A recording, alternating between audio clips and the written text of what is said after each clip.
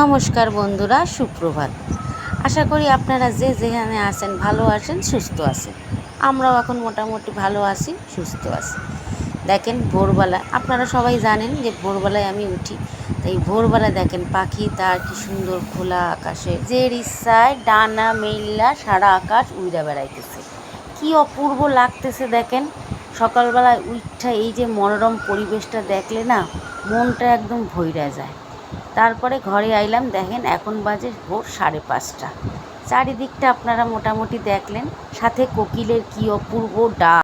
বসন্তকালে কোকিলের ডাক, এই হলো প্রকৃতির এক অনবদ্য এক রূপ। তারপরে দেখেন এই যে চলে আইলাম বাসি কাজ সারতে।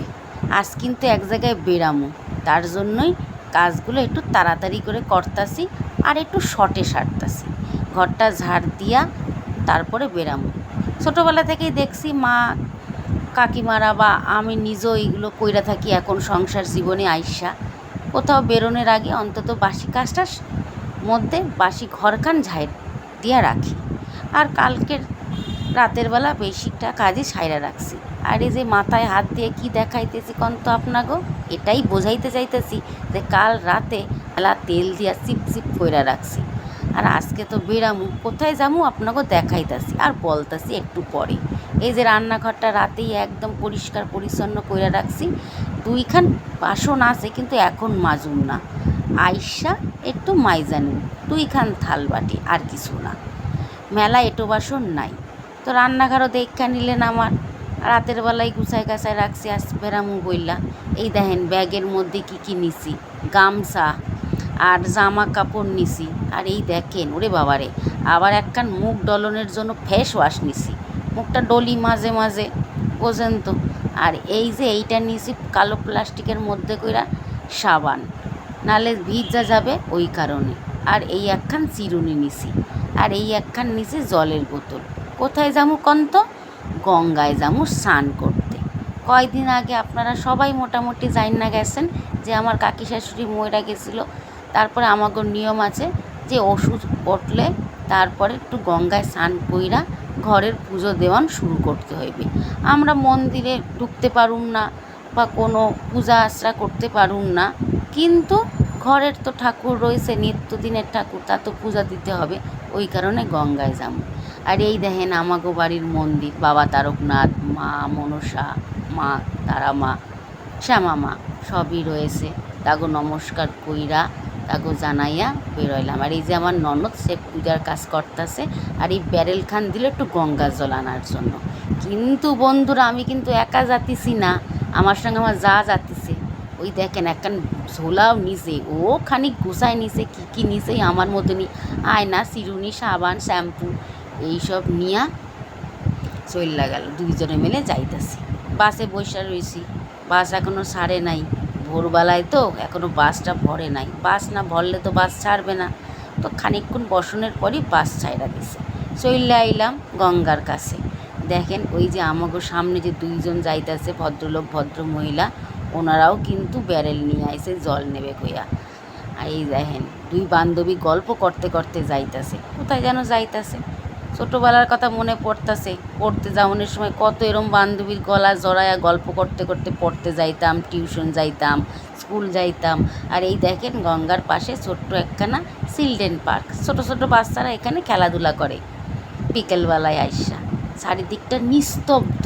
সত্যি ভোরবেলা যে এত সুন্দর পরিবেশ না।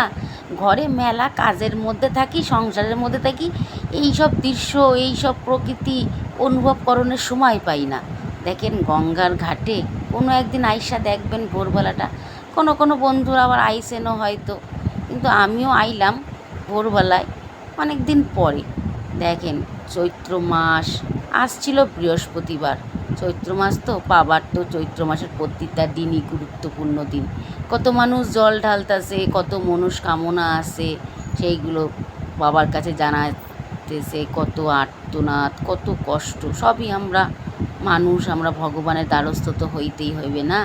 আমি খানিকক্ষণ ভগবানের কাছে প্রার্থনা জানাইলাম, জানাইয়া চলে এলাম গঙ্গার সামনে স্নান করুন কইয়া।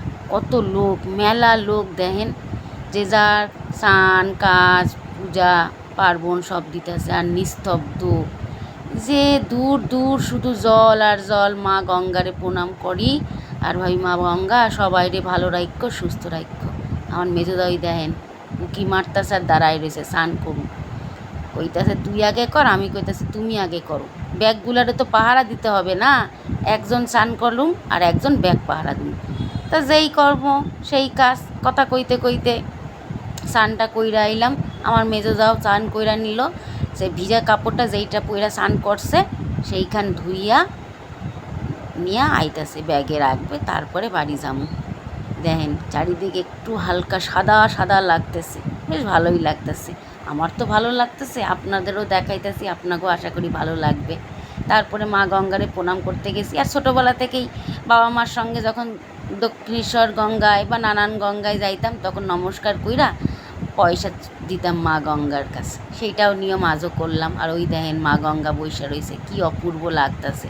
প্রণাম করলাম, আপনারাও প্রণাম করবেন কিন্তু মা গঙ্গাকে। আর যার যার মনের কামনা আছে সব মারে জানাবেন।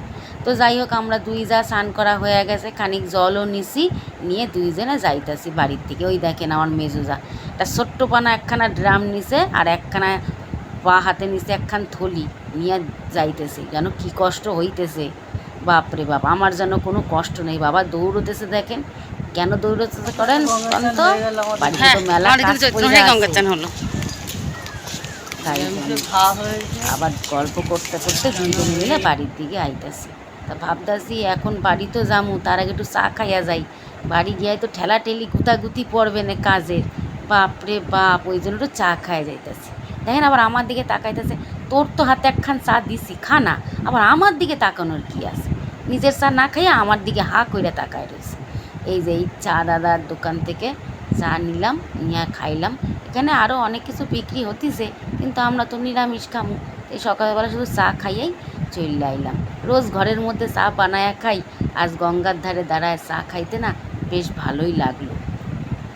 তো যাই হোক, আবার ঠিক যেইভাবে গেছি সেইভাবে আবার বাড়িও চলে আইলাম।